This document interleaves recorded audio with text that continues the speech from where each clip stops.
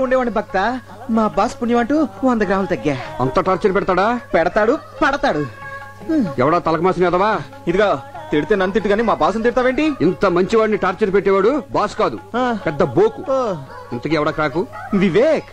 వివేక్ ఎక్కడ విన్నట్టుందండి? నిజంగానా? అంటే నేనే. అనే మీరా? సుబ్బు, నేను నిన్ను టార్చర్ పెడతాను. కొత్తగా పెళ్ళినోడికి పెళ్ళం దూరం అయితే టార్చర్ కాక సంతోషం ఏంటి? దానికి కారణం నేను ఒక్కనేనా? నేను కూడా సార్. నువ్వేంట్రా ఇలా వచ్చావు? ఆ రోజు సినిమా హాల్కి ఆ గజ్జల గురంతో రావడం వల్లే మీ కాపురాల్లో నిప్పులు పడ్డాయి. మీ కాపురాలు చల్లగా ఉండాలని గుండు కొట్టించుకుందని వచ్చాను సార్. అప్పులు అసలే. ఇదిగో అన్నయ్య, బొట్లు పెట్టించుకున్న పొర్లు దండాలు పెట్టినా మన ప్రయత్నం మనం చేయాలి. ఆ తర్వాత అంతా ఆయన దయ. కరెక్ట్. మన కలతలు పోయి హాయిగా కాపురం చేయాలంటే ఒక చిన్న ఐడియా వచ్చింది.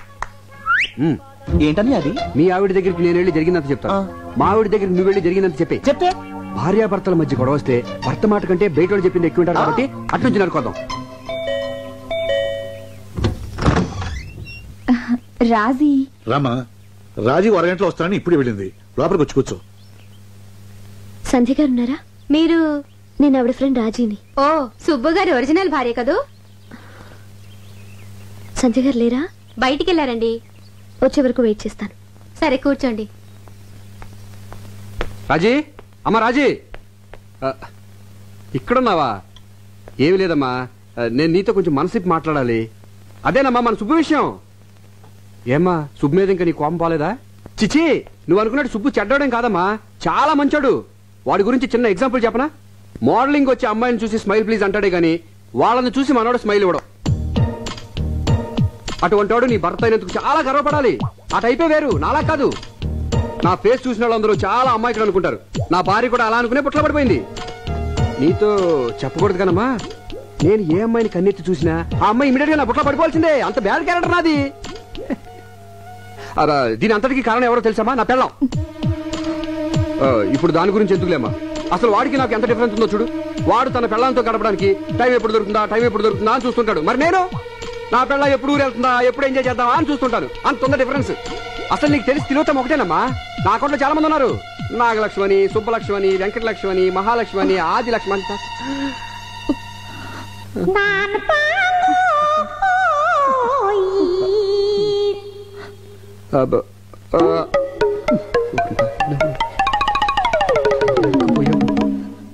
వదినా, ఇక్కడున్నావా? వదినా, అన్నయ్య బేసిక్ గా చాలా మంచివాడు. మంచితనానికి ప్యాంటు షర్టు వేస్తే అచ్చు వివేక్ అనేలా ఉంటుంది. అసలు మనం గుడి వరకు వెళ్ళనవసరం లేదు. అన్నయ్య చుట్టూ 3 సార్లు తిరిగితే చాలు, అంతే పుణ్యం. అసలు తప్పంతా నాది, అనాల్సింది నన్ను. నేను నువ్వు అనుకున్నంత మంచివాడిని కాను. ఏ అమ్మాయి కన్నా చిటికలో లైన్ వేయగలను. అందుకే యాడ్ ఫీల్డ్ సెలెక్ట్ చేసుకున్నాను. అంతెందుకు వదినా, మన రాజీని కూడా ఇలాగే ట్రై చేశాను. కానీ అన్ని పెళ్ళాక నేను మొండికేసరికి తప్పలేదు, తాళి కట్టాను. తనకు అబద్ధాలంటే పడవంటదినా, తెగ బిల్డప్లు ఇచ్చేసేది. అసలు పడింది నా అబద్ధాలకు వదినా. నువ్వు అందంగా ఉన్నావంటే చాలు పొంగిపోయేది. కొన్ని విషయాలు మీ దగ్గర చెప్పకూడదు కానీ వదినా, ఆ రాజీ అంత ఈజీగా నా లైన్ లో పడుతుంది అనుకోలేదు. ఓన్లీ 3 సిట్టింగ్సే కట్ చేస్తే నా ఒళ్ళో ఉంది. దాంట్లో ఎంతమంది నా ఒళ్ళో పడ్డారో తెలిస్తే దాని గుండెలు ఆగిపోవు. తెలుసు.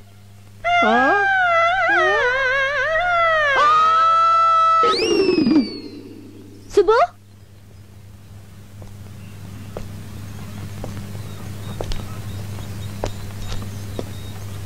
తమ్ముడు.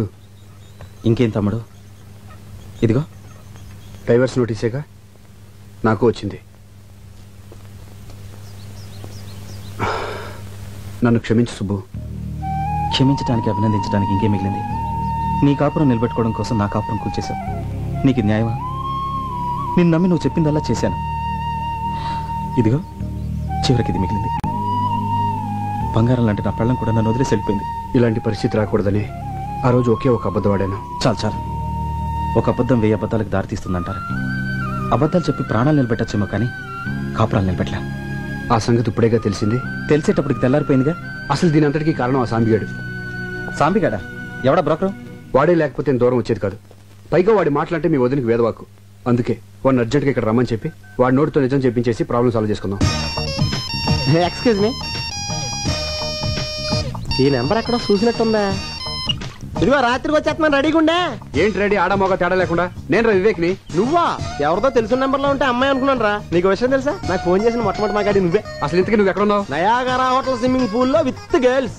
మేము ఇక్కడ గోదాట్లో కొట్టుపోతుంటే నువ్వు నయాగర్లో అమ్మాయిలతో స్నానం చేస్తున్నావా? అర్జెంట్గా ఇంటికి బయలుదేరి వచ్చాయి. అయ్యి బాబాయ్, ఇక్కడ సంతకాలు పెట్టాల్సిన ఫైల్స్ చాలా ఉన్నాయి. వచ్చేటప్పుడు నీకు ఏం తెమ్మంటారా? ఒక శవపేటకి తీసుకురా, నిన్ను కప్పెడతాకి. ఏమైందిరా? ఏమైంది అంటావేంటారా? ఇక్కడ చాలా ప్రాబ్లం ఇరికిపోతాను. అసలు ఏం జరిగిందో చెప్తా విను.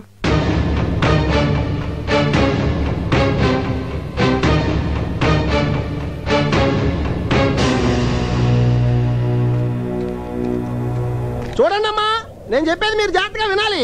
ఎందుకంటే నిజం నిప్పు లాంటిది. కొంచెం ఓవర్ అయింది. తగ్గించేస్తా. బెటర్. చూడండి అమ్మా, నిజం నిప్పు లాంటిది, దాన్ని దాచకూడదు. వీళ్ళు దాచారు, మొత్తం కాలిపోయింది. మీరు అనుకున్నట్టు తిలోత్తమకి వీళ్ళకి ఏ విధమైన సంబంధం లేదు. దీనంతటికి కారణమైన తిలోత్తమ ఎవరో తెలుసా? నా భార్య. మీ భార్య? అవును, నా భార్య. నువ్వు చూడలేదు కదా. నువ్వు సరిగ్గా అక్కడ వచ్చింది ప్రాబ్లం అంతా. చెప్తాను నేనండి. వెంకటేష్ లాంటి నేను, సారీ ఆరతి అగర్వాల్ లాంటి తిలోత్తమ గాఢంగా ప్రేమించుకున్నాం. బట్ మై డాడ్ ఎగ్జాక్ట్ గా అమరీష్ పురి క్యారెక్టర్. ఏమంటాడు? నో అన్నాడు. మరి వెంకటేష్ ఊరుకుంటాడేంటి? నీకోసం వెంకటేష్ వచ్చాడా? ఇక్కడ వెంకటేష్ అంటే నేనా? నేను ఊరుకుంటానండి. అమరీష్ పురి గారు పంపిన మనుషులతో ఫైట్ చేసి మరి రిజిస్టర్ మ్యారేజ్ చేసుకుని హ్యాపీగా కాపురం చేసుకుంటున్నాను. సడన్ గా ఫారెన్ వెళ్ళాల్సిన పని పడింది. ఎందుకు? ఆ పిలిచారు కాబట్టి వెళ్ళాం. బిజినెస్ పని మీద. ఆ అమ్మాయి ఇచ్చిన వేళ విశేషం. పూర్తిగా నమ్మేశారు. ఇక మనం గట్టికినట్టే. ఎస్, అసలు తిలోత్తమ నా జీవితంలో ఎంటర్ అయినప్పటి నుంచే నా ఫేట్ మొత్తం మారిపోయింది. ఒక బిజినెస్ పని మీద న్యూజిలాండ్ వెళ్తూ ఎవరూ లేని నేను నా తిలోత్తమని ఎక్కడుంచాలని ఆలోచిస్తా ఉంటే నాకు వివేక్ గుర్తొచ్చాడు. నా ప్రాణానికి ప్రాణమైన తిలోత్తమని నా ప్రాణ స్నేహితుడి దగ్గర వదిలేను. ఈ విషయం ఎక్కడ మా అమరీష్ పురి గారికి తెలిస్తే తిలోత్తమని ఏం చేస్తాడోనని తాను ఎవరో ఎవరికీ చెప్పొద్దని నీ దగ్గర మాట తీసుకుని మరీ వెళ్ళాను. దీని వల్ల ఇన్ని ప్రాబ్లమ్స్ అన్ని వచ్చినాయి. సారీరా. ఇట్స్ ఓకేరా.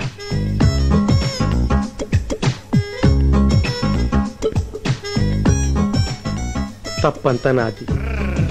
తేగ నిలువుగా పాకితే పందిరిదా తప్పు, వీణ వంకరగా ఉంటే వాయించేవాడిదా తప్పు. సంబంధం లేకుండా మాట్లాడుతున్నారే? సంబంధం ఉంది. తిలోత్తమ నా పెళ్ళం, నా భార్య, మై వైఫ్. మరి నేనెవరిని? హే, హూస్ ఆన్ ద లైన్? ఎవరండి మీరే? నీ పెళ్ళాన్ని. గాలి ఎక్కువ కొట్టాడు, బర్స్ట్ అయిపోయింది. నువ్వు ఇంటికి లేట్ గా వస్తే ఎందుకు లేట్ అయిందని నిలదీశానా? బెడ్రూమ్ లో అమ్మాయి ఉండి లేదనిపిస్తే పిచ్చిదాన్ని నమ్మేశాను. అలాంటి నన్ను నీకెలా మోసం చేయాలనిపించిద్రా? నువ్వు చెప్పేది ఇప్పటికీ నిజమని నన్ను ఎలా నమ్మంటావు? ఈ ఒక్కసారి కవర్ చేయవే ప్లీజ్. రాలిపోయిన పువ్వు ఒక్కసారి అతుక్కోమ్మంటే అతుక్కుంటుందా? మనసుంటే ఫెవికల్ ట్రై చేయొచ్చు కదా. నీతో కాపురం చేయడం నా వల్ల కాదు. అలా చెప్పండి మేడం. ఆడవాళ్ళని చీట్ చేసే ఇలాంటి మగాళ్ళని నిలబెట్టి కాల్ చేయాలి. నీకే ఎన్నైనా చెప్తావు, తర్వాత కాళ్ళు అట్టుకోలేక సావాలి మేము. అంత అవసరం లేదు. మీ హస్బెండ్ కూడా డైవర్స్ నోటీస్ పంపిద్దాం రండి. చచ్చా, మిమ్మల్ని సేవ్ చేద్దాం. నేను బుక్ అయిపోయాను. డోర్ మీద అంతా నీ మూలంగా జరిగింది. రే, నీ భార్య మా భార్య ఫాస్ట్ టైం కదా. వెళ్ళి సారీ చెప్పరా, వెళ్ళిపోతుంది. సారీ చచ్చా, లైఫ్ లో సారీ చెప్పకూడదని లక్ష్యంగా పెట్టుకున్నాను రా. పెద్ద బిన్ లాడను సారీ చెప్పడం. అయితే ఇప్పుడు ఏం చేద్దాం అంటావు? వీళ్ళ ముగ్గురిని కిడ్నాప్ చేద్దాం. కిడ్నాప్ చేయడం ముఖ్యం కదరా. వాళ్ళ మనసులో కొంచెం ప్లేస్ సంపాదించాలి. అదే మనం చేసింది. నాకు ఒక ఐడియా వచ్చిందిరా. ఏంటది? తిలోత్తమని కలిసి ఆ తిలోత్తమని కలిసి ఎప్పుడు చూసినా అదే చేసా. తిలోత్తమని మన భార్య దగ్గర తీసుకెళ్లి జరిగిందని చెప్పిద్దాం. అప్పుడైనా మన కాపురాలు నిలబడతాయి. తిలోత్తమ ఎక్కడుందో తెలియదే. నాకు తెలుసు రండి. పద. ఎంతసేపు లోపల కూర్చోను? ఈ అమ్మాయి ఎప్పుడు వచ్చిందిరా? సీన్ బిగినింగ్ నుంచే ఉంది. ఈ అబ్బాయి ఇంత టెన్షన్ లో ఉంటే టెన్షన్ లో రిలీఫ్ గా ఉంటదనే తీసుకొచ్చా. ఇప్పుడు వెళ్ళిపోతున్నాం కదా. వచ్చా నువ్వు వెళ్ళమ్మా, నువ్వు వెళ్ళు. తర్వాత మాట్లాడుకుంటా. అలా కాదు.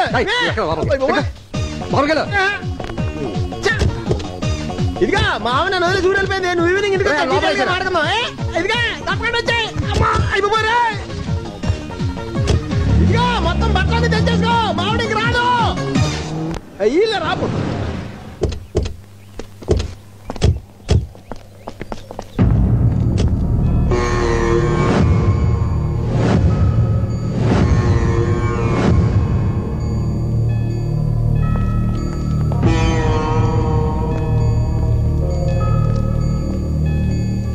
ఏమైందండి?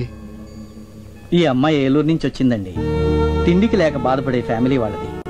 వాళ్ళ కడుపు నింపడం కోసం పడుపు వృత్తిని చేసేది. ఈ విషయం ఇంట్లో వాళ్ళకి తెలిసేసరికి అవమానం భరించలేక విషం తాగి చచ్చిపోయింది. ఈవిడ పంపిన డబ్బులతో వాళ్ళు దర్జాగా బతికారు. ఇప్పుడు పాడి మీద తీసుకెళ్ళడానికి ఎవరూ రాలేదు.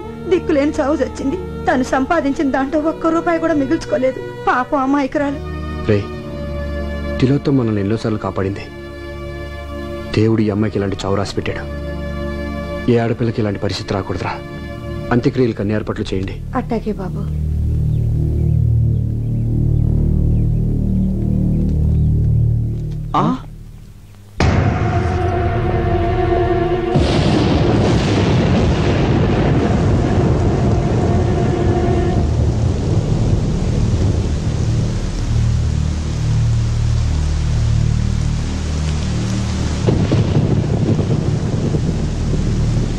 సంధ్య, మాకున్న ఒకే ఒక ఆధారం ఈ అమ్మాయి.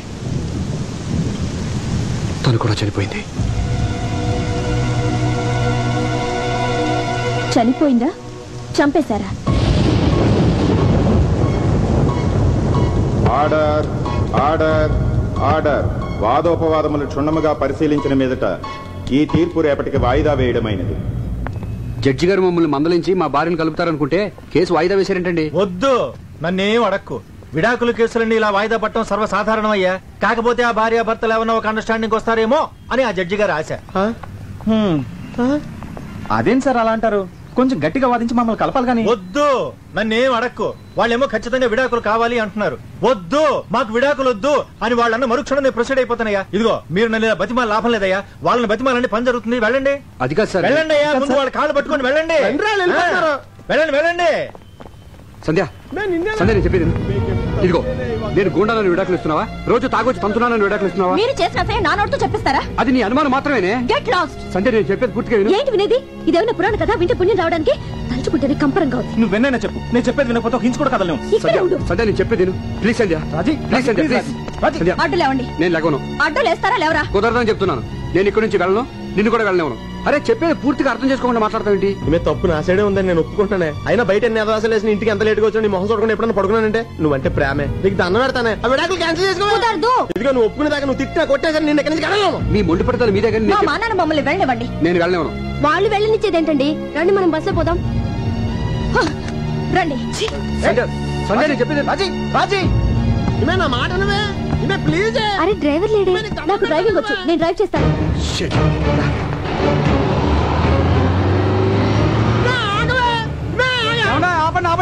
బస్ ఎవరు తీసుకెళ్తున్నారు? ఏమైందయ్యా? బ్రేక్ ఫెయిల్ అయిపోయిందండి, అందుకే మెకానిక్ తీసుకొస్తున్నాను.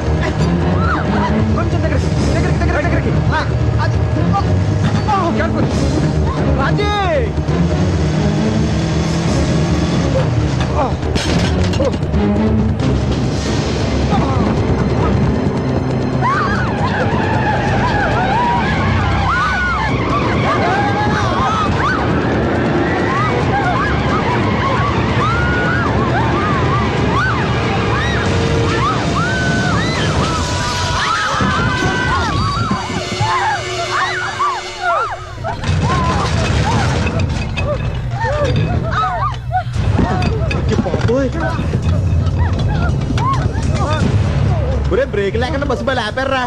చూడరాదు, బస్సు మోడల్ అయిపోయింది.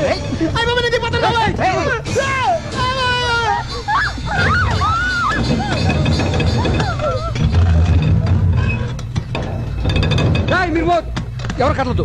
ఆంజనేయ స్వామి, ఆంజనేయ స్వామి. నువ్వు బాగరా. ఎక్కడ వాళ్ళు అక్కడే ఉండండి. ఎవరైనా ఉన్న చోటు నుంచి కదిలారో బస్సు లోయలో పడిపోతుంది. అందరం కలిసి చేస్తాం. మీలాంటి చీటలతో కాపురం చేయడం కన్నా చావడం మంచిది. చూడు సంధ్య, నువ్వు అనుకున్నట్టు మేము పిల్లల్ని మోసం చేసేవాళ్ళం అయితే మీరు విడాకులు కావాలని మొండిపోటు పట్టినప్పుడు మీరు పోతే ఇంకొకరిని పెళ్లి చేసుకుని హ్యాపీగా ఉండేవాళ్ళం. బస్సుకు బ్రేకులు ఫెయిల్ అయ్యాయని తెలిసి శని వదిలిపోయింది అనుకుని చేతులు దులిపేసుకునేవాళ్ళం. మిమ్మల్ని కాపాడడానికి ఇలా రిస్క్ తీసుకునేవాళ్ళం కాదు. మీరెందుకు బస్ ఎక్కారు? అసలు మీ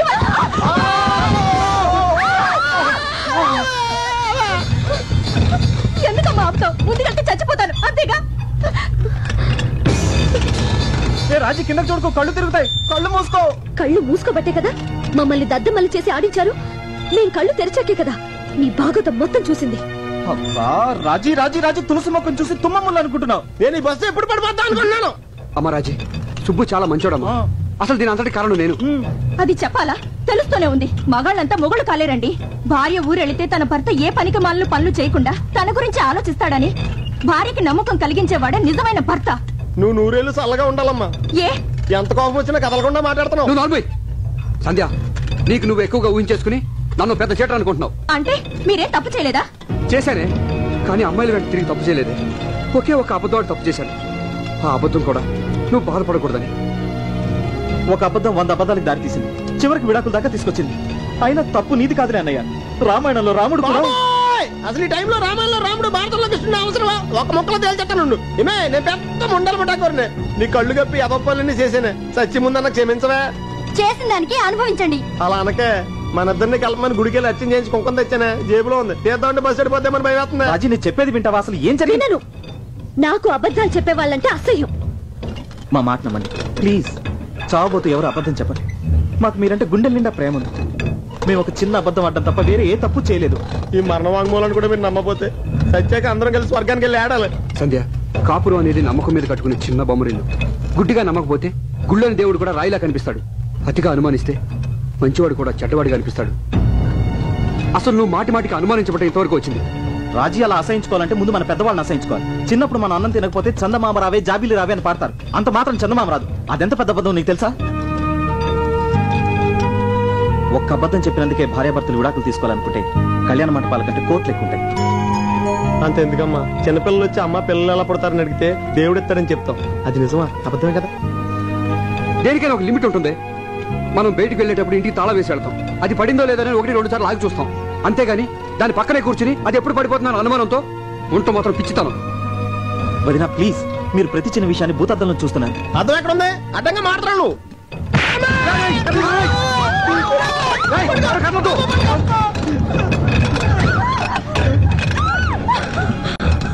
భార్యాభర్తలు ఒకరికొకరు కోఆపరేట్ చేసుకోకపోతే ఈ బస్సులాగా మన సంసారాలు కూడా బ్యాలెన్స్ తప్పుతాయి. చెప్తే కొడుతున్నావు కానీ బస్సు బ్యాలెన్స్ నుంచి లైఫ్ బ్యాలెన్స్ దాకా వెళ్ళిపోయి ముందు బయటపడే మార్గం చెప్పండి రా. రేయ్, అటు నుంచి వాళ్ళు ఇటు నుంచి మనం సమానంగా అడుగులు వేసుకుంటూ మధ్య వరకు వెళ్తే ప్రమాదం నుంచి బయటపడచ్చు. ప్లీజ్ నమ్మండి. ఇప్పటికైనా మమ్మల్ని నమ్మితే మాతో పాటు ఒక్కొక్క అడుగు ముందుకేయండి.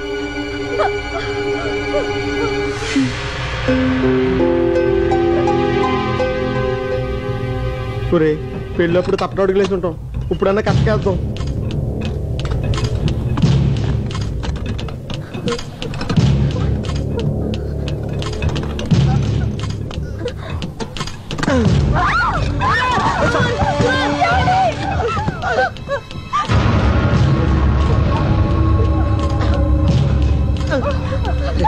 తొందరగా మీరు దగ్గర వెళ్ళగా